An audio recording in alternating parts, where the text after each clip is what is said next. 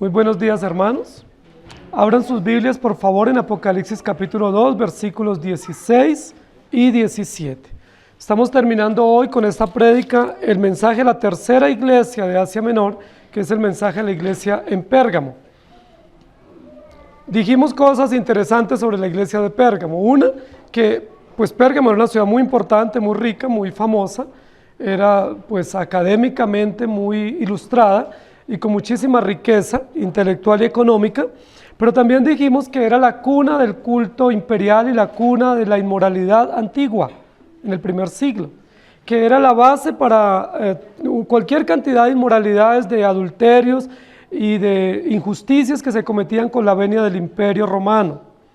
Que por eso el Señor Jesús dice que la iglesia de Pérgamo estaba sentada en el trono de Satanás, o donde moraba Satanás, haciendo alusión a la gran perversión que había en la ciudad.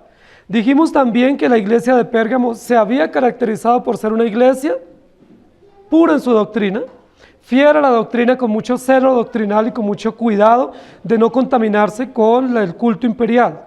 Pero también dijimos en el domingo pasado que la iglesia de Pérgamo, si bien es cierto, era celosa de la doctrina, había permitido que se entraran o había recibido algunos miembros en la iglesia probablemente que promulgaban o promovían doctrinas paganas, doctrinas adúlteras o doctrinas idolátricas, y entonces el Señor les llama la atención. Y los versículos que nos corresponden hoy habla justamente del llamado que Dios hace a la iglesia y también del juicio que viene sobre los impíos y la promesa para los vencedores. Por tanto, arrepiéntete, pues si no, vendré a ti pronto y pelearé contra ellos con la espada de mi boca. El que tiene oído, oiga lo que el Espíritu dice a las iglesias. Al que venciere, daré a comer del maná escondido, y le daré una piedrecita blanca, y en la piedrecita escrito un nombre nuevo, al cual ninguno conoce, sino aquel que lo recibe. El título que yo le he puesto a la prédica hoy es Pelearé contra ellos. Pelearé contra ellos es una expresión que el Señor manifiesta que va a tener contra aquellos que se han levantado en la iglesia y contra la iglesia, que son básicamente los baalamitas y los nicolaitas, que promueven doctrinas de demonios y que el Señor va a pelear contra ellos. Yo quiero que nosotros reconozcamos que parte de lo que el texto en esta mañana nos va a decir es algo que ya había dicho el Señor para la iglesia de Éfeso, ¿sí? En la iglesia de Éfeso se hace un llamado al arrepentimiento, y para la iglesia de Éfeso también se hace un llamado a que escuchen lo que el Espíritu dice a las iglesias. Es decir, es un llamado a estar atentos, a estar concentrados y a estar profundamente dispuestos a recibir lo que el Señor tiene para la iglesia. El primer encargo, que es una orden para la iglesia, es el encargo de arrepentirse. Y es la palabra que introduce los versículos de hoy. Por tanto, arrepiéntete. Arrepiéntete es una palabra que va a aparecer en el libro de Apocalipsis 12 veces. Y de las 12 veces, 8 veces está relacionada a la iglesia. Es decir, es un llamado a la iglesia para que se arrepienta. Es decir, gran parte de la connotación de ese contexto, de ese concepto, de este sustantivo, de este término, está dirigido a los creyentes, porque solo los creyentes se pueden arrepentir por la gracia del Evangelio. Y de las 12 veces, 4 veces la palabra arrepentir es un encargo o es un llamado para los impíos, cosa que no pueden hacer los impíos, porque los impíos no se pueden arrepentir, al menos que Dios produzca arrepentimiento. Los creyentes sí se pueden arrepentir, porque ya habiendo sido regenerados, pueden ser convencidos por la misma palabra y por el Espíritu de su mal camino y volver al camino. Es decir, Dios está llamando en este texto a la iglesia de Pérgamo para que se arrepienta. ¿Cuál es el pecado de los de Pérgamo? No es falsa doctrina, tienen buena doctrina, son celosos de la doctrina. ¿Cuál es su pecado? Que han sido laxos, o han sido condescendientes, o han sido tolerantes en recibir personas que promueven otra doctrina y ellos no los han denunciado ni los han expulsado de la iglesia. Ese es el pecado. El pecado de la iglesia de Pérgamo no tiene que ver con un pecado moral propiamente dicho. Los hermanos en Pérgamo se han guardado moralmente, se han guardado en su doctrina, han sido celosos en ella, pero no han sido vigilantes y celosos en ver quiénes llegan a la iglesia, qué enseñanzas nuevas promueven y en denunciarlos o expulsarlos. Y eso es un pecado también. No simplemente nosotros pecamos cuando cometemos actos voluntarios o ejecutamos obras que van en contra de la voluntad de Dios, sino que pecamos también cuando somos permisivos. La permisividad es un pecado. O hay un dicho común que nosotros escuchamos que dice: el que calla, otorga, que tiene que ver con la permisividad, que tiene que ver con cuando vemos que alguien está obrando mal y nosotros sencillamente decimos: yo no voy a decir nada, yo no me voy a meter en problemas. Ese sería el pecado de la iglesia de Pérgamo.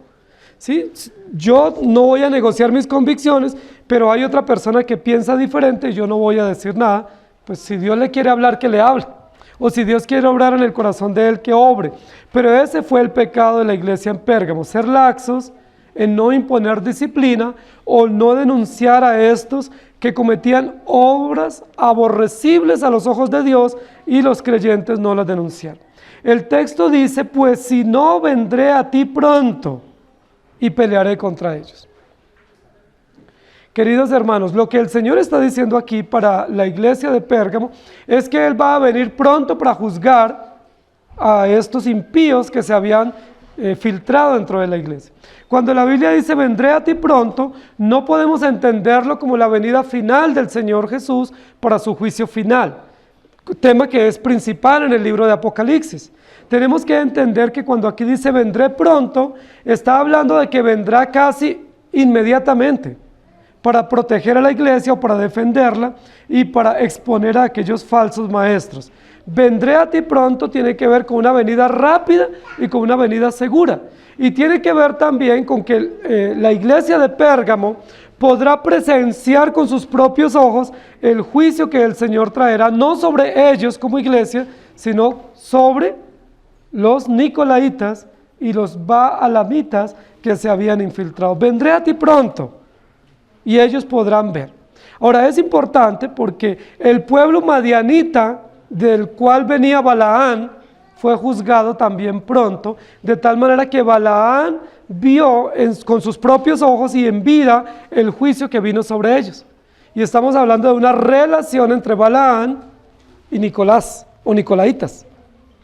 Y mientras Balaán recibió el juicio de Dios en carne propia en vida, también los nicolaitas lo recibirán.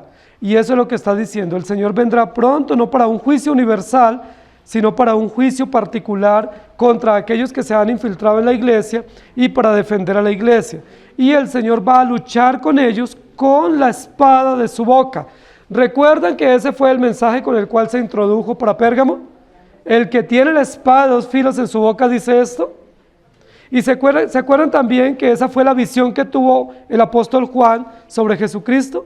Ese ser semejante al Hijo del Hombre, dice que de su espada salía una espada de dos filos. De su boca salía una espada de dos filos. Y esto es muy importante porque es lo mismo que va a decir para la iglesia de Pérgamo. El Señor, que tiene la espada de dos filos en su boca, peleará contra estos falsos maestros que quieren destruir la pureza de la iglesia.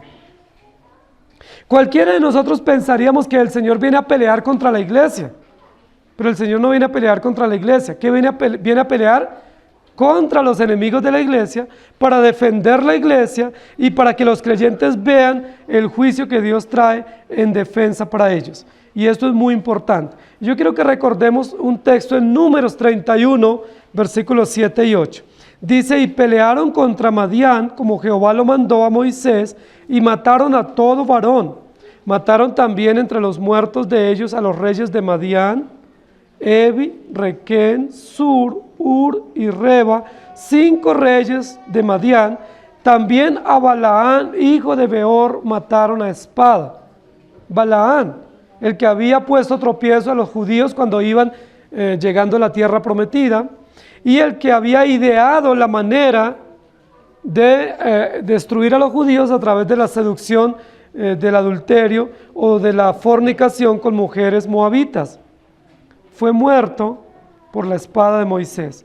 Josué 13:22 dice, también mataron a espada los hijos de Israel a Balaán el adivino, hijo de Beor, entre los demás que mataron. Para recordar que así como vino el juicio para Balaán, vendrá el juicio para los nicolaitas que se están infiltrando en la iglesia. Y Apocalipsis 19:15 dice, de su boca sale una espada aguda para herir con ella a las naciones, y él la regirá con vara de hierro, y él pisa el lagar del vino del furor y de la ira del Dios Todopoderoso. Mientras el Señor defiende a la iglesia trayendo castigo y juicio contra los enemigos, protege a los creyentes y los defiende. Y recordamos el texto de Romanos 8:28 que dice, a los que aman al Señor, todas las cosas les ayudan a bien, esto es, a los que conforme a su propósito son llamados. Pelearé contra ellos. ¿Cómo va a pelear el Señor en defensa de la iglesia? ¿Qué va a hacer el Señor para pelear contra estos falsos maestros, pero a su vez también para pelear a favor de la congregación? Hay 3 promesas que el Señor da en este versículo y son promesas para los vencedores. La primera promesa que Él da es, les daré a comer el maná escondido. Y yo quiero que meditemos en esta mañana en esa promesa. Es la iglesia hasta ahora que llevamos la que recibe 3 promesas. Y la primera promesa es el maná escondido. Y yo quiero que nosotros recordemos que el maná fue el alimento que providencial y poderosamente el Señor proveyó para los judíos. Recordemos que cuando los judíos salieron de Egipto y llegaron al desierto y ya no tenían de dónde tener alimento, el Señor proveyó. Recuerden que los judíos clamaron a Moisés y se pusieron indignados y dijeron, Dios nos sacó de Egipto para morir de hambre. Pero no era el plan de Dios era preservarlos milagrosamente. Envió el maná y dice la Biblia que el maná sirvió para los judíos para alimentarse durante 40 años. Todos los días, ¿sí? 6 días a la semana, caía el alimento provisto por Dios sobre el rocío a las afueras del campamento. Los judíos salían y recogían este alimento, lo preparaban y se alimentaban. Y así se alimentaron por 40 años. ¿Cuándo cesó de caer el maná? Dice la Biblia, cuando el pueblo cruzó el río Jordán y poseyeron la tierra de Canaán. Inmediatamente pasaron el río Jordán, cesó de caer el maná y ellos no fueron más alimentados con este alimento provisto de manera maravillosa y tuvieron que cultivar la tierra. El maná fue un alimento supremamente nutritivo y delicioso. Dice la Biblia que solo comiendo maná estaban nutridos los judíos y estaban fortalecidos. Y era un alimento delicioso al paladar. Lo podían preparar de varias maneras y ellos alimentarse y estar bien fortalecidos. Fue el alimento que Dios proveyó para que ellos comieran. Cuando Moisés estaba por el desierto, Dios le dio una orden a Moisés respecto al maná. Y le dijo, como el maná va a cesar una vez crucen el río Jordán, provéase de una vasija y dentro de esa vasija guarde una porción de maná, probablemente como 1 kilo de maná. Guarde una porción y meta esa porción dentro del arca de la alianza o del arca del pacto. Y esa porción se llamaba el maná escondido. Esa porción de maná, ¿quién representa? A Jesucristo nuestro Señor, que es nuestro alimento espiritual y nuestra provisión para estar nutridos y fuertes. Y Jesús mismo descifró esta metáfora cuando Él estuvo en la tierra, porque Él dijo, yo soy el pan de vida que descendió del cielo. Así como el maná descendía del cielo, Jesucristo es el pan de vida que descendió del cielo, que sirve para nuestro alimento. Es el maná escondido. Estaba escondido dentro del arca del pacto, pero es escondido para el incrédulo y revelado para el creyente. Jesucristo es el pan de vida, que los incrédulos nunca lo conocerán, ni nunca podrán alimentarse de él. Está escondido para ellos. ¿Quiénes serán los únicos que se podrán alimentar de este maná, de este manjar, de este banquete espiritual? Solo los creyentes. ¿Por qué? Porque siendo escondido es revelado a través del pacto. Y no es para menos que estaba guardado en el arca del pacto por siempre debía guardarse, solo que con todas las invasiones el arca fue robada y los utensilios fueron robados, pero el plan de Dios era que el maná fuera guardado. Dicen algunos historiadores y algunos libros apócrifos que Jeremías, cuando el arca fue robada, logró esconder esta porción de maná y preservarla. No sabemos a ciencia cierta si esto fue real o no, pero es lo que dicen algunos. Pero lo que sí es cierto es que Jesucristo es el maná provisto para nuestro alimento espiritual.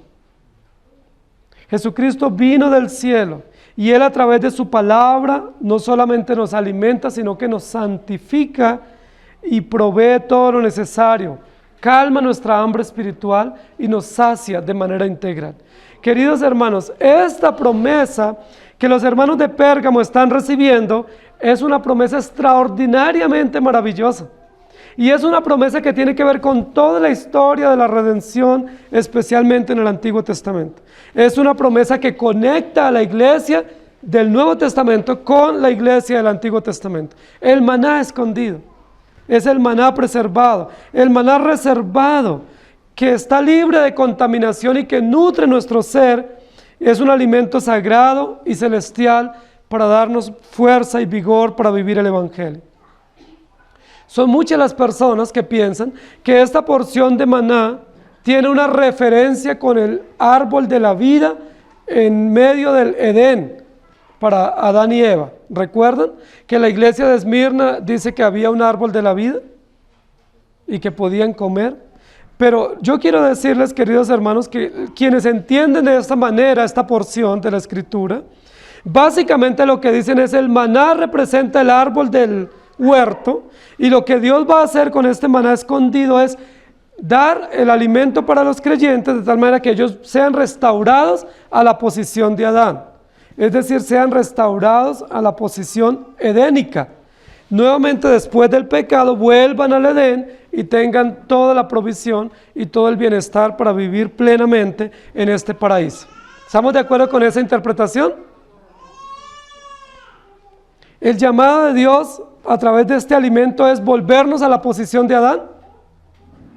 ¿Cuántos dicen amén? No podemos decir amén porque eso no es cierto. El plan de Dios a través del Evangelio no es restaurarnos a la posición de Adán, porque si fuese eso, pues por demás murió Cristo. El plan de Dios a través del Evangelio es llevarnos a Dios, a disfrutar eternamente el reino celestial, que supera con creces la posición de Adán y Eva en el Edén, que supera ampliamente la posición que ellos tuvieron en el comienzo de la historia de la redención. El plan de Dios es glorificarnos y que vivamos eternamente con Jesucristo y que Él sea nuestro alimento. No alimentarnos de una planta o de unas frutas en un huerto, sino alimentarnos de Cristo y que podamos disfrutar por siempre de Él. Si nosotros decimos que el plan de la regeneración implica simplemente restauración, estamos diciendo que es volver a la posición de Adán. Y eso nos convertiría en una secta. Y ustedes saben cuál es la secta que más promueve este pensamiento de que todos viviremos jugando con unas mascotas fieras y que no nos va a pasar nada. Muchos de esta secta que es numerosa y que crece ampliamente, dicen que el plan de Cristo como Cordero Inmolado es volvernos solamente a la posición del Edén y vivir bien, sin ríos contaminados y con toda calidad de frutas y con paz y con tranquilidad. Pero eso no es la salvación que Jesucristo otorga a su pueblo. La salvación que Jesucristo otorga es una salvación progresiva, que después de la caída se obra la regeneración y luego vendrá la vida eterna, el reino celestial, que no es nada comparable con lo que el ser humano ha visto y ha vivido hasta este momento. Es una salvación eterna. Entonces, cuando el Señor dice que nos dará el maná, lo que podemos referirlo acá es con una de las doctrinas históricas que nosotros conocemos y es la doctrina de la santificación. Estoy intentando relacionar estas tres promesas de los vencedores con tres doctrinas claves del orden de la salvación. Y esta primer promesa, que es el maná, lo vamos a relacionar con el alimento santificador que viene de Dios. Nosotros creemos que la santificación es una obra de Dios.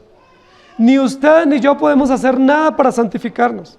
Nosotros hacemos mucho para contaminarnos, porque de nuestro propio ser hay contaminación y hay maldad. Pero nosotros no podemos hacer absolutamente nada para santificarnos. ¿Quién es el que obra la santificación? El Señor Jesucristo. ¿Cómo la obra? Por su palabra, por su espíritu, a través de las circunstancias, a través de muchas pruebas y adversidades, a través de la iglesia y del compañerismo cristiano. El Señor obra la santificación. El Señor, a través del maná, que es el alimento de la palabra, nos santifica. La palabra dice: ya vosotros estáis limpios por la palabra que os he hablado. El maná es el alimento diario para fortalecer nuestro ser, pero también para santificar nuestro ser. Si ustedes no se alimentan a diario de la palabra, queridos hermanos, probablemente ustedes no están nutridos en el momento de la prueba. Y también, además de no estar nutridos, podemos estar llenos de mucha contaminación y no estamos siendo limpiados por la palabra. La palabra de Dios cumple esas dos finalidades o esos dos propósitos. Primero, nos nutre y nos vigoriza para la prueba, pero en segundo lugar nos santifica, nos limpia del pecado, nos limpia de las impurezas. Es probable que a veces nosotros digamos: pero no es necesario leer la Biblia todos los días.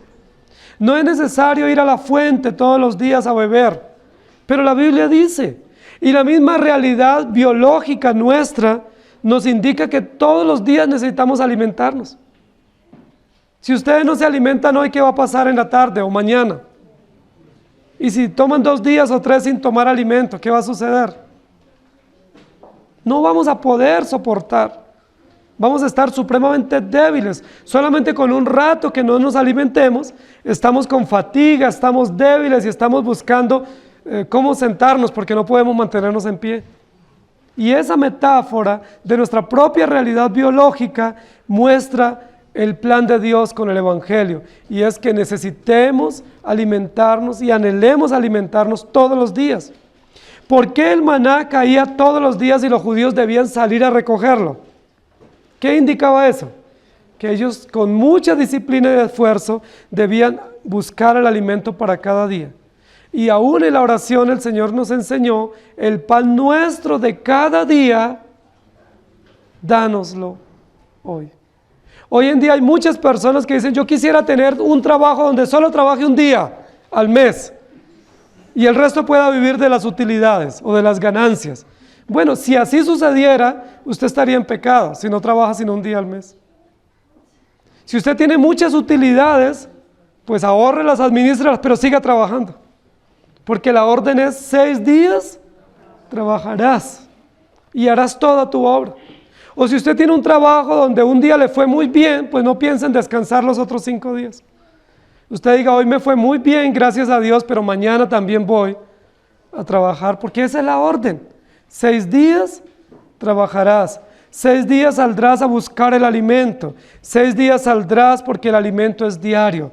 Y esta metáfora del maná que recibieron los judíos en el desierto nos permite recordar que el alimento diario que el Señor nos da es la palabra, y que a través de esa palabra nos hace más que vencedores.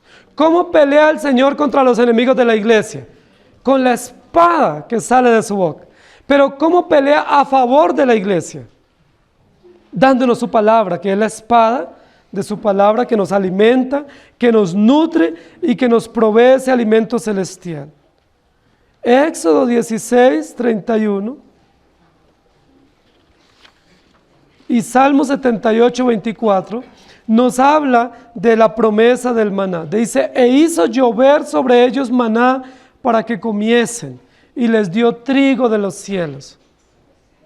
Aunque era un alimento temporal, se refiere básicamente al alimento espiritual. Y Juan capítulo 6, versículos 57 y 58 dice: como me envió el Padre viviente, y yo vivo por el Padre, asimismo el que me come, él también vivirá por mí. Este es el pan que descendió del cielo, no como vuestros padres comieron el maná y murieron. el que come de este pan vivirá eternamente. ¿Cuál es el maná que ustedes y yo tenemos que comer todos los días? La palabra de Dios. Cristo mismo, nuestro alimento celestial que nos nutre, porque es la forma como el Señor pelea a favor de los creyentes. Éxodo 16, 32 y 34 dice: y dijo Moisés, esto es lo que Jehová ha mandado: llenad un gomer de él y guardadlo para vuestros descendientes, a fin de que vean el pan que yo os di a comer en el desierto, cuando yo os saqué de la tierra de Egipto.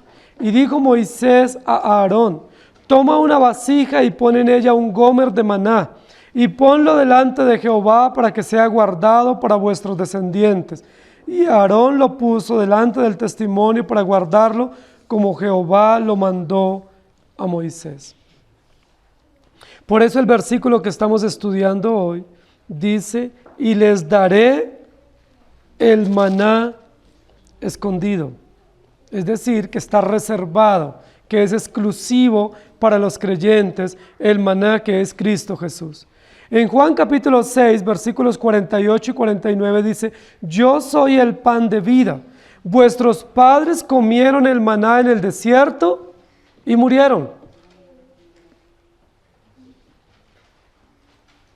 Y luego en Mateo 11, 25 dice: en aquel tiempo respondiendo Jesús dijo: te alabo, Padre, Señor del cielo y de la tierra, porque escondiste estas cosas de los sabios y de los entendidos y las revelaste a los niños.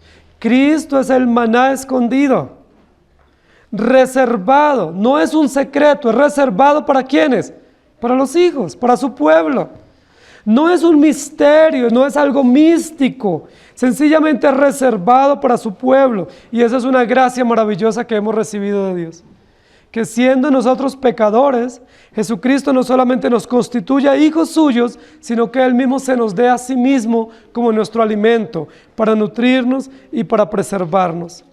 Colosenses capítulo 3, versículo 3 dice: porque habéis muerto y vuestra vida está escondida con Cristo en Dios. Así como el alimento es escondido, es reservado, es exclusivo para los creyentes por gracia estamos también escondidos o reservados en Cristo Jesús. Y en Colosenses 2:3 dice: en quien están escondidos todos los tesoros de la sabiduría y del conocimiento. Luego en Hebreos 9:4, para reafirmar la idea que mencioné hace un rato, dice: el cual tenía un incensario de oro y el arca del pacto cubierta de oro por todas partes, en la que estaba una urna de oro que contenía el maná, la vara de Aarón que reverdeció y las tablas del pacto. Y luego en Juan capítulo 6, 34 y 35 dice: le dijeron: Señor, danos siempre este pan. Jesús les dijo: yo soy el pan de vida, y el que a mí viene nunca tendrá hambre, y el que en mí cree no tendrá sed jamás. El alimento temporal pasará, cumple una función biológica pero pasajera, pero el alimento espiritual permanece. Un día, muy pronto, no necesitaremos más el alimento material. Dice la Biblia que muy pronto el Señor nos llamará a su presencia y no necesitaremos más de ese maná temporal, de ese maná que nos implica esfuerzo y sudor, pero el maná que necesitaremos por siempre será el alimento que viene de Dios, el alimento que es Cristo Jesús, el cual lo necesitaremos por siempre y que el Señor nos ha otorgado por gracia. Pelearé contra ellos. ¿Cómo pelea el Señor a favor de su pueblo? Dándonos el maná santificador. Pero ¿saben cuál es la otra idea implícita allí en el texto? Los judíos tenían una gran tentación en este momento y los creyentes griegos que estaban en Pérgamo. ¿Cuál era la tentación? Alimentarse del alimento de los nicolaitas. ¿Se acuerdan cuál era el alimento de los nicolaitas? Alimento consagrado a los ídolos. Y esa es la denuncia. Ellos están aceptando a los que comen alimentos consagrados a los ídolos. Pero yo les daré el maná verdadero. Es decir, ¿cómo pelea el Señor a favor de su pueblo? dándonos su palabra que es verdad y que nos alimenta, y haciéndonos aborrecer las comidas del mundo, o los placeres del mundo, o haciéndonos denunciar los pecados con los cuales nos alimentamos y que no nos nutren y no nos santifican, sino que más bien nos contaminan. Una pregunta de aplicación: ¿de qué usted se alimenta? Cuando nosotros vamos al médico, el médico nos pregunta muchas veces, a veces dependiendo del peso que tenemos, sea porque es muy bajo o es mucho peso, nos pregunta cómo es su comida. Y nos enseña o nos manda a veces donde el dietista para que nos enseñen a comer mejor, con comida más balanceada y más nutritiva, más adecuada. El médico nos manda porque sabe que si nosotros no estamos comiendo bien, no tenemos fuerzas suficientes, o no tenemos vigor suficiente, o fácilmente podemos atraer o recibir otras enfermedades que son colaterales a una mala alimentación. Lo que el Señor nos está diciendo es: si ustedes y yo, queridos hermanos, no nos alimentamos de la palabra, vamos a volvernos raquíticos espiritualmente, o desnutridos o anémicos espiritualmente. ¿Y qué va a suceder? Vamos a querer alimentarnos fácilmente de las comidas del mundo, o de la comida de Satanás, o de las comidas del paganismo, o del ecumenismo, que no nutre, que llena pero no nutre, y que llena pero no permanece y no satisface. La palabra de Dios permanece y satisface, porque es la palabra que viene de nuestro Dios. Los alimentaré con el alimento santificador que es el maná. El segundo lugar, la segunda promesa que reciben los creyentes en la iglesia de Pérgamo: y le daré una piedrecita blanca. Queridos hermanos, esta promesa que el Señor está dando para los creyentes en Pérgamo, que es una promesa común para los creyentes de todo el mundo y de todo el universo, ha sido mal interpretado por muchos contextos y se ha usado como un amuleto, ¿sí? Se habla de esta piedrecita blanca como si fuera un amuleto, como algo misterioso, o como algo en el cual yo puedo confiar y que puedo depositar mi esperanza en esa piedrita o en esa piedrecita blanca. Pero básicamente lo que el Señor nos quiere enseñar con esta piedrecita es un principio y una doctrina muy importante del orden de la salvación, que es la doctrina de la justificación. En los tribunales judíos antiguos o en los tribunales griegos se usaba para exonerar o para condenar a un implicado, se usaban piedritas en una bolsa. Piedritas blancas y piedritas negras. Y cuando los jueces iban a determinar justicia con relación a un reo o a una persona que estaba llevándose a juicio, pues a mayor cantidad de piedras blancas se exoneraba al culpable, y a mayor cantidad de piedritas negras se sentenciaba al culpable o se juzgaba.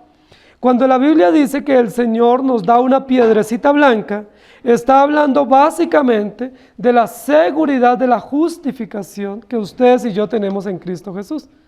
El color blanco en la Biblia es una señal de justicia, es un símbolo de justicia de parte de Dios. El color blanco en la Biblia está de principio a fin, en las vestiduras, ¿cierto? En las imágenes sobrenaturales que vieron muchos seres de Dios. Dice que unos seres blancos se les aparecían, y muchos de los elementos en la Biblia son blancos. El blanco es una señal de la justicia. Dice que recibirá una piedra blanca, es decir, es una seguridad, es una señal de absolución, es una señal de recibir una declaración de justicia y por supuesto de salvación por gracia. El texto no dice que el vencedor deposita una piedra blanca, sino que recibe una piedra blanca como una señal de garantía. Hay otras indicaciones para entender esta metáfora, y es que Pérgamo tenía muchos edificios. Recuerden que hablamos en la primera prédica sobre esta ciudad.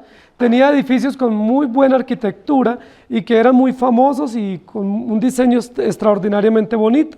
Dice la historia que los gobernadores de Pérgamo eventualmente sacaban decretos honoríficos, y en cuanto a esos decretos honoríficos, los acreedores de esos decretos el gobernador ordenaba que el nombre de estos beneficiarios se pusiera o se esculpiera en estas piedras o en estos bloques, en los edificios de la ciudad, muchas veces, de tal manera que cuando los visitantes recorrían las calles de la ciudad, en muchísimos lugares de la ciudad veían en estas piedras los nombres de los beneficiarios de estos decretos, es decir, en honor y en reconocimiento al mérito de algunos hombres ilustres que habían recibido este decreto para que se reconociera su nombre.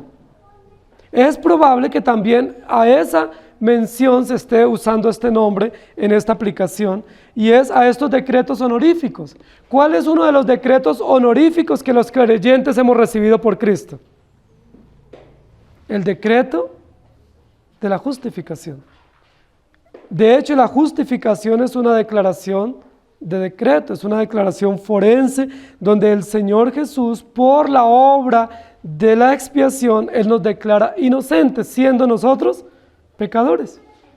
Nosotros deberíamos tener una piedrita negra, porque somos pecadores, somos culpables, y eso nos caracteriza.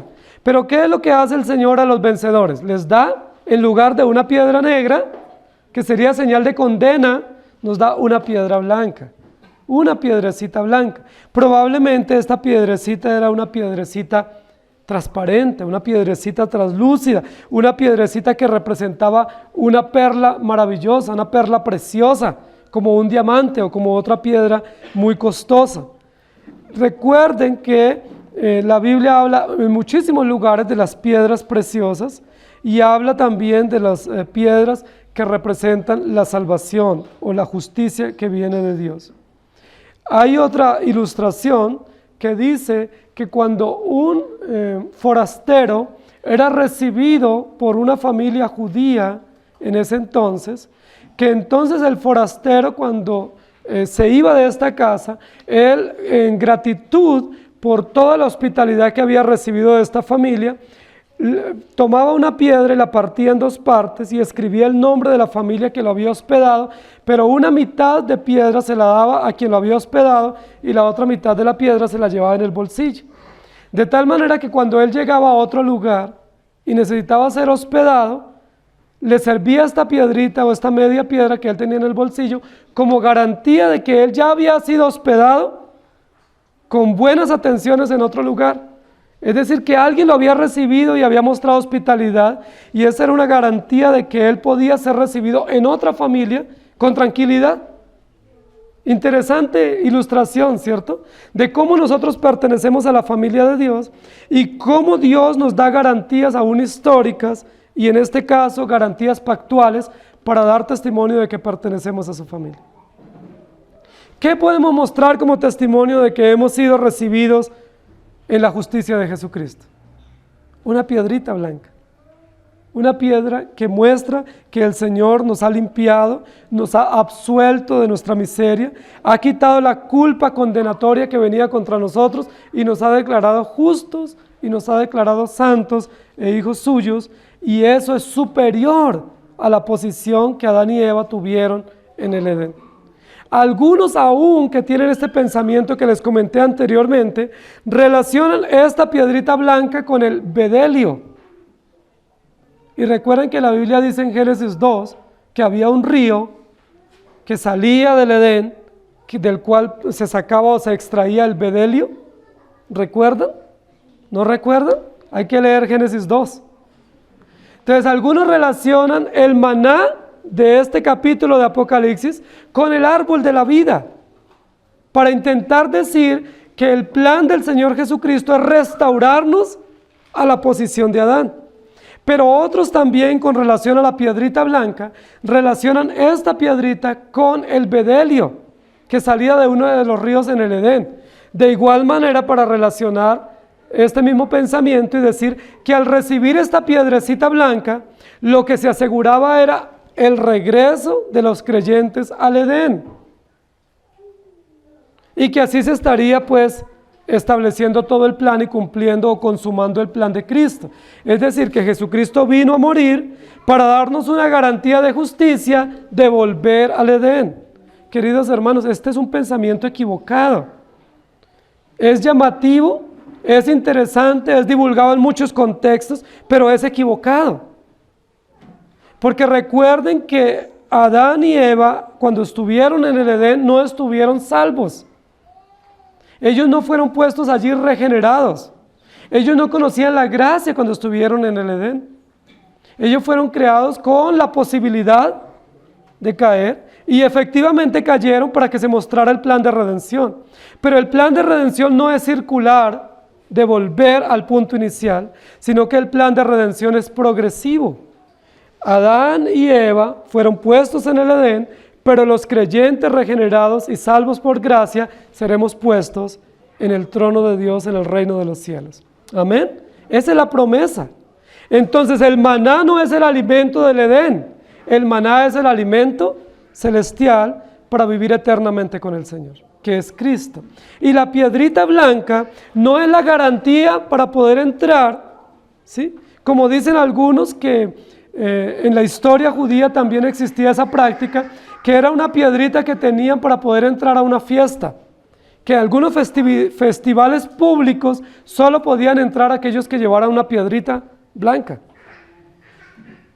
como especie de una tarjeta de invitación. Hoy en día cuando nos invitan a una fiesta, nosotros vamos con nuestra tarjeta de invitación y esa tarjeta es garantía de que hemos sido convidados a esta celebración. Entonces algunos dicen que era la piedrita de garantía para poder entrar al Edén. La Biblia no dice eso. Más bien lo que la Biblia dice es que esta piedrita blanca es la garantía de la justicia de Cristo, otorgada a nuestro favor, con la cual nosotros podemos testificar que hemos sido absueltos de la culpa condenatoria y que tenemos derecho por gracia, no por mérito, de entrar al reino de los cielos. La pregunta es, ¿tú has recibido esa piedrita blanca? Es decir, ¿tú has recibido por gracia la justicia que viene de Dios? Si tú has recibido por gracia esa justicia que viene de Dios, tú tienes la garantía de la santificación. Tú puedes afianzarte en las promesas eternas del Evangelio de que tus pecados han sido perdonados y que has sido absuelto de toda culpa condenatoria. El libro de Romanos en el capítulo 8 dice, ninguna condenación hay para los que están en Cristo Jesús. ¿Quién acusará a los escogidos de Dios? ¿Habrá alguien que los pueda acusar? ¿Satanás los podrá acusar? Nadie. Dice, porque Cristo murió por ellos y perdonó sus pecados. Queridos hermanos, esta piedrita no puede entenderse como un amuleto o como un aspecto místico del Evangelio. Se tiene que entender como un principio fundamental del carácter de Dios aplicado a nosotros para darnos esperanza, para darnos garantía de santidad y para darnos firmeza y como una señal de pacto de que nosotros pertenecemos a Él. Queridos hermanos, así como el maná fue guardado en el arca del pacto como una garantía pactual de nuestra pertenencia al reino, la piedrita blanca también tiene una implicación pactual. Tiene una implicación de que es una garantía que tenemos. En muchísimos lugares cuando nosotros vamos se nos pide una garantía, ¿cierto? Un documento, una tarjeta para entrar a un edificio, ¿sí? Una huella. Es una garantía. Dios nos ha dado garantía. ¿Cuál es la garantía que Él nos ha dado? Su palabra. Nos ha dado como garantía su justicia. Su justicia nos garantiza que pertenecemos a Dios. Amén. Y la blanca piedra lo que muestra es que la justicia de Dios nos ha limpiado. Así como el alimento nos santifica, esta piedrita blanca es una señal de la justicia que viene de Dios. La justificación, una declaración de absolución a los ojos de Dios por la obra de Jesucristo, de tal manera que no viviremos en Edén, como enseñan testigos falsos, sino que viviremos eternamente en el reino de los cielos con Cristo. Por eso no crean esa doctrina romántica, atractiva, como de bienestar y de tranquilidad y de armonía con la naturaleza. Creamos la doctrina de que Jesucristo vino a morir por nosotros para darnos justicia y llevarnos al reino de los cielos, no para dejarnos en el Edén. y mucho menos con ese tipo de mascotas, sino para llevarnos eternamente al reino de los cielos y disfrutar de esta garantía. Cuando vayamos al reino de Dios, el Señor nos va a pedir una garantía cuando entremos allá. ¿Cuál es la garantía que tenemos? La justicia de Cristo. Si a ti te preguntan, ¿cuál es la garantía de que tú eres hijo de Dios? Tú no puedes decir que voy a la iglesia y llevo la Biblia, porque eso no te hace hijo de Dios. Si tú dices, mi garantía de que soy salvo es que yo leo la Biblia todos los días, tampoco eso es garantía. Si tú dices, mi garantía es que yo me sé los 5 puntos del calvinismo y los sé explicar, tampoco es garantía. O más aún, mi garantía es que yo soy líder de la iglesia. Eso no es garantía. ¿Cuál es la garantía? Dice la Biblia, y lo vimos ahora, lo representamos, es una piedrita blanca. Esa es nuestra garantía, la justicia perfecta e inmaculada de Jesucristo que se nos ha otorgado, no por mérito, sino por gracia. Y la tercera promesa que reciben los vencedores en este contexto del mensaje es un nombre. Versículo 17. Y en la piedrecita escrito un nombre nuevo, el cual ninguno conoce, sino aquel que lo recibe. Y esta parte del mensaje, de la promesa a los vencedores, no es menos hermosa para nosotros. Dice, la piedrecita no es simplemente una piedrecita común que cualquiera pudiera tener, sino que es una piedrecita marcada, esculpida con un nombre nuevo, que solo conoce el nombre aquel que lo recibe. Queridos hermanos, esta parte de la garantía del Señor nos muestra varios aspectos muy interesantes.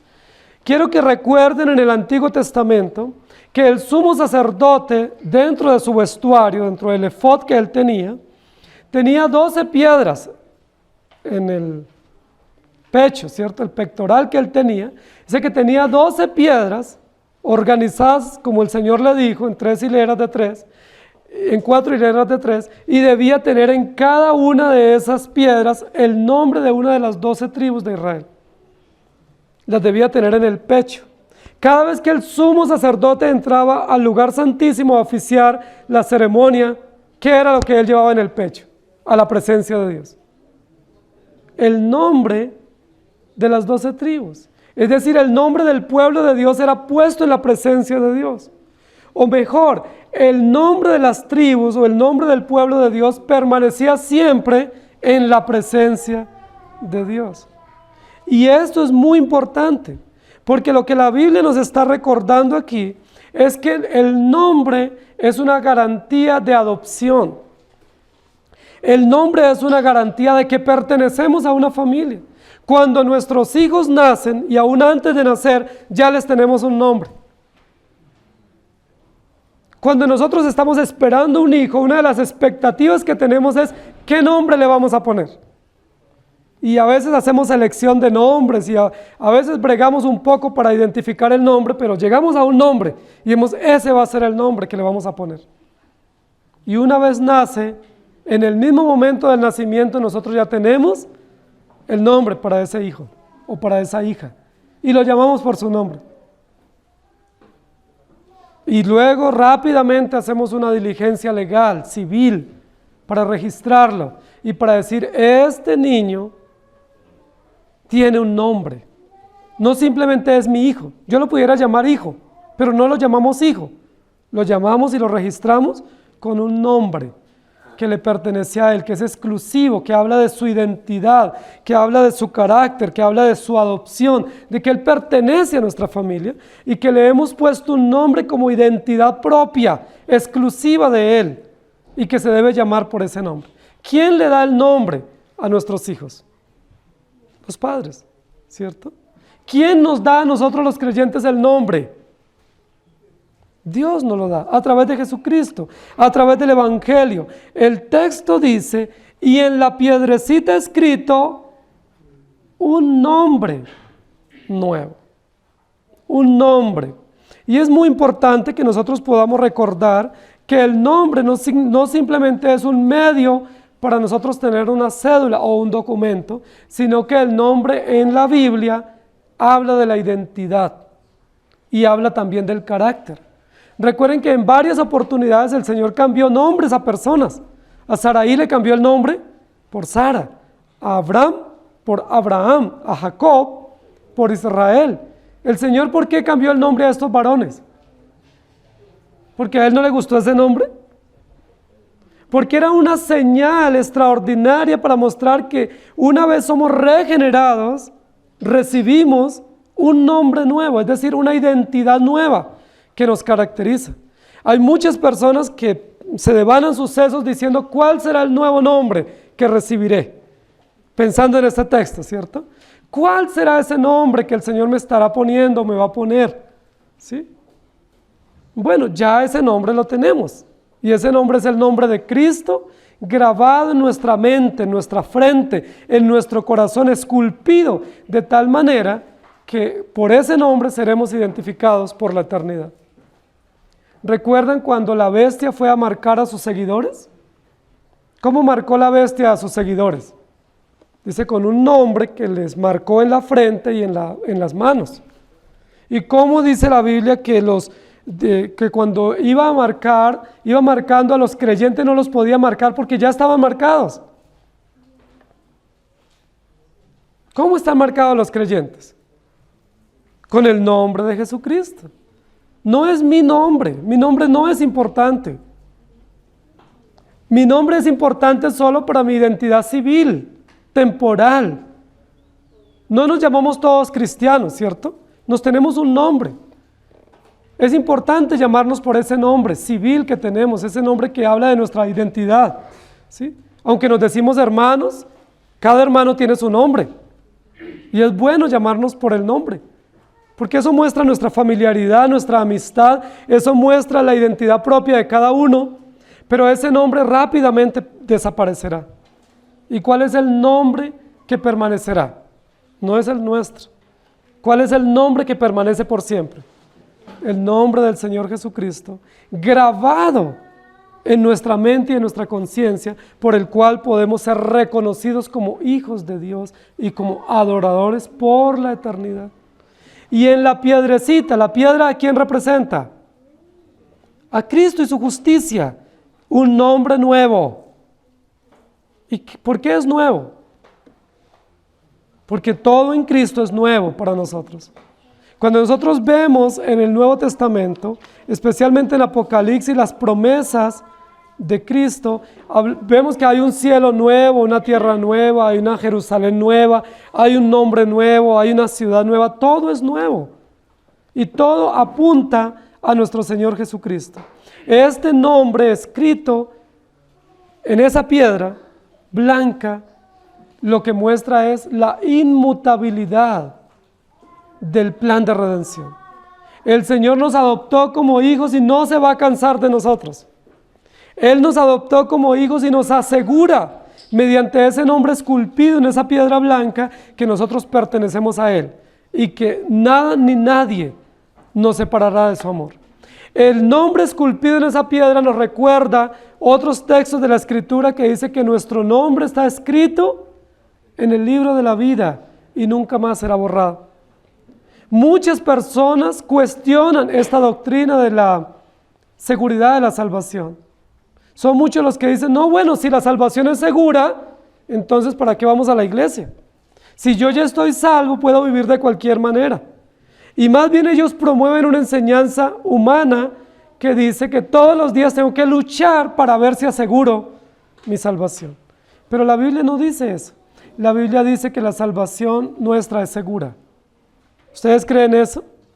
Ahora, ¿cuál es la base de la seguridad de la salvación nuestra? ¿Nuestras obras? ¿Nuestra perseverancia? ¿Nuestra fe? ¿Nuestra obediencia? ¿Cuál es la base de nuestra salvación?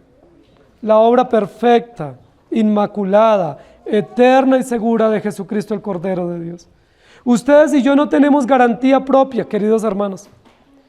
Ustedes y yo tenemos garantía únicamente en el nombre de Jesucristo, que es el nombre sobre todo nombre, y el nombre bajo el cual toda rodilla se doblará y toda lengua confesará que Jesucristo es el Señor.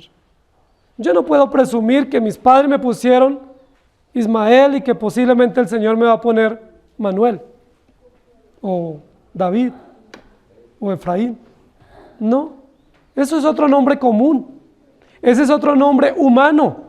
¿Cuál es el nombre eterno con el cual yo podré entrar al reino de los cielos? Con el nombre de Jesucristo, el Cordero de Dios, que es el nombre, sobre todo nombre, que estará escrito en nuestras frentes, en nuestro corazón, con el cual tendremos garantía de pertenecer al reino de los cielos. Éxodo 28:21 dice: y las piedras serán según los nombres de los hijos de Israel, 12 según sus nombres, como grabaduras de sello, cada una con su nombre, serán según las 12 tribus. Y en Apocalipsis 3:12 dice: al que venciere yo le haré columna en el templo de mi Dios, y nunca más saldrá de allí, y escribiré sobre él el nombre de mi Dios y el nombre de la ciudad de mi Dios, la nueva Jerusalén, la cual desciende del cielo de mi Dios, y mi nombre nuevo. ¿Cuál es el nombre nuevo de Jesucristo? ¿Se acuerdan cuál es nuestro eslogan? Jesucristo, Cordero Vencedor. Ese es el nombre nuevo. El de Jesucristo como Redentor consumado. Y ese aspecto de la enseñanza tiene que ver con la glorificación. 3 promesas hemos visto hoy, en esta mañana. El maná, que fue el alimento de los judíos en el desierto, que alude a la palabra de Dios y al alimento que es Cristo, y tiene que ver con una doctrina central de la salvación y es la santificación. Hemos visto también la piedra blanca, que significa la justicia de Dios, y es recordando uno de los nombres que estaban en el pectoral del sumo sacerdote, y que nos recuerda otra doctrina central de nuestra fe, y es la justificación que tenemos por la obra de Jesucristo. Y hemos visto el nombre nuevo, y ese nombre nuevo nos recuerda la identidad, nos recuerda la adopción, nos recuerda el carácter del creyente, y por supuesto una doctrina también central, y es la glorificación. Nadie que no esté escrito en el libro de la vida puede pertenecer al reino de los cielos.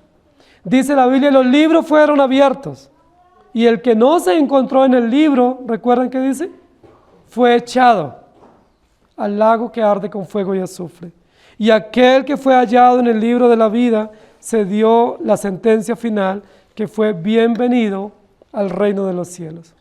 Queridos hermanos, a la luz de la revelación, nosotros podemos decir que la iglesia de Pérgamo, si bien es cierto, ha sido un poco tolerante y permisiva con enseñanzas nocivas y perversas, aún así el Señor les da la promesa de victoria en Cristo Jesús.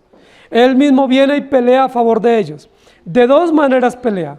Una pelea contra aquellos falsos profetas, para juzgarlos en vida, de tal manera que los mismos creyentes presencien eso, pero también pelea por la palabra y por su espíritu y por su obra de regeneración, afirmándonos y haciéndonos cada vez más sólidos en la fe del Evangelio. Queridos hermanos, ustedes y yo no podemos luchar por nuestra salvación. No sé si han escuchado eso en muchos contextos: luche por su salvación. ¿Sí lo han escuchado? Nosotros siempre luchamos por el pecado y a favor del pecado, pero no por las cosas de Dios. Pero ¿saben quién lucha por nosotros? Él lucha. ¿Y saben cuándo lucha? A diario, permanentemente lucha para preservarnos, para alejarnos del pecado, para afirmarnos en la fe, para hacernos más temerosos, para hacernos más devotos a Él, para apartarnos del pecado. ¿Qué usa el Señor? ¿Qué medios usa para pelear a favor nuestro? Su preciosa palabra. La fe que ha sido depositada por gracia en nuestros corazones, su precioso espíritu puesto en nosotros, pero también usa la iglesia como un organismo vivo, para llamarnos a la unidad, llamarnos a la fe y para mostrar quiénes son aprobados. Por eso la disciplina, por eso las pruebas son provisiones de Dios para nuestra santificación, para que podamos deleitarnos en su justicia y prepararnos para la gloria venidera. El fin no es el Edén. El fin es el reino de los cielos. El fin no es morar en una granja hermosa, impecable. El fin es vivir eternamente con el Señor. Y para eso nos está el Señor preparando. Amén. Tenemos la garantía de su palabra. Primera de Corintios 11, 31 y 32 dice: si pues nos examinásemos a nosotros mismos, no seríamos juzgados, mas siendo juzgados somos castigados por el Señor, para que no seamos condenados por el mundo. Y cuando el Señor nos abra las puertas del reino, cuando pasemos el umbral de esta vida temporal y seamos glorificados, que podamos recibir la sentencia de Mateo 25, 21, que dice: bien, buen siervo y fiel, sobre poco has sido fiel, sobre mucho te pondré. Entra en el gozo de tu Señor. Queridos hermanos, estas tres promesas a los vencedores no son las promesas al mérito nuestro, son las promesas a la obra de Jesucristo. El maná habla de Cristo, la justicia, que es la piedra, habla de Cristo, y el nombre nuevo habla de Cristo. ¿De qué nos jactamos? ¿De qué nos enorgullecemos si no tenemos nada que no hayamos recibido? Cuando se dé la sentencia, bien, buen siervo y fiel, tenemos que agachar nuestra cabeza con humillación y decir: ni somos buenos, ni nunca hemos sido fieles, ni por lo tanto no merecemos el reino, pero nuestra garantía es Cristo y disfrutaremos por siempre. Amén. Señor, gracias por tu palabra, gracias por garantizarnos la redención en Cristo Jesús. Nosotros pecadores, tú santo; nosotros infieles, tú fiel; nosotros mutables, tú inmutable; nosotros alimentándonos de las migajas de este mundo y de las miserias de este mundo, pero tú alimentándonos con el banquete celestial que es Cristo Jesús. Nosotros afianzándonos en nuestras propias justicias, que son trapos inmundos, pero tú afianzándonos en la justicia pura e inmaculada de tu Hijo Jesucristo. Nosotros confiando en nuestro propio nombre, en nuestra propia honra, y presumiendo de que somos mucho y que valemos mucho, pero tú humillándonos, diciéndonos que el nombre nuevo no es el nuestro, sino es tu propio nombre, esculpido en nuestro corazón, para tener certeza de salvación. Gracias te damos por enseñarnos el Evangelio a través de Apocalipsis. Gracias porque Apocalipsis para nosotros no está siendo un libro de terror, ni un libro de misterio, ni un libro que hace apología al mal o a Satanás, sino un libro que nos muestra el testimonio del Señor Jesucristo y su obra consumada de redención. Jesucristo, Cordero vencedor, es nuestra garantía, es nuestro gozo, es nuestro estandarte, es nuestro emblema, que tampoco lo recibimos, sino que tú nos lo diste por gracia y lo afirmas en nuestro corazón y nuestra conciencia. Ayúdanos a vivir por ti y para ti, en Cristo Jesús. Amén.